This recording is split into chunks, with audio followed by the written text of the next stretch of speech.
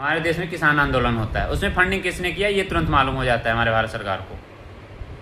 हमारे देश में कोई भी छात्र का यूनियन अगर प्रोटेस्ट करता हो अपनी मांग को लेकर तो किसने उसको फंडिंग किया ये तुरंत मालूम हो जाता है। या फिर कोई भी प्रोटेस्ट हो उसमें किसने फंडिंग किया है तुरंत हमारे भारत सरकार को मालूम हो जाता है। लेकिन नीट के पेपर लीक होने पे उनको मालूम नहीं होता।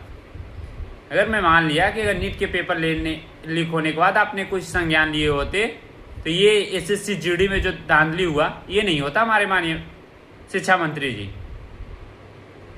और हमारे प्रधानमंत्री जी तो मेलोडी खाने में बेशक हैं, क्योंकि अगर उनको तुच्छ शर्म नहीं है कि हमारे देश में हमारे भविष्य जो बनने वाले हैं उनके साथ खिलवाड़ हो रहा है, तो इस पे तो आपकी कोई राय है नहीं। अगर आपने कोई एक्शन लिया होता तो आज एसएससी जीडी या फिर सीबीएसई में जो धांधली हुआ ये धांधली नहीं होती। हमारी माननीय प्रधानमंत्री जी और माननीय शिक्षा मंत्री जी, अगर आपसे नहीं संभाल रहा है शिक्षा विभाग तो आप इस्तीफा दे दो ना।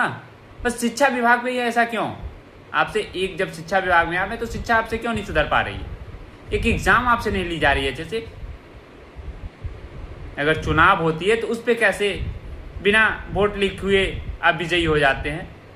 खून पसीना का कमाई रहता है। वो एग्जाम कितने दिन बाद, कितने पढ़ाई लिखाई करके, कितने मेहनत के बाद एग्जाम देने आते हैं और उसके साथ आप खिलवाड़ करते हो।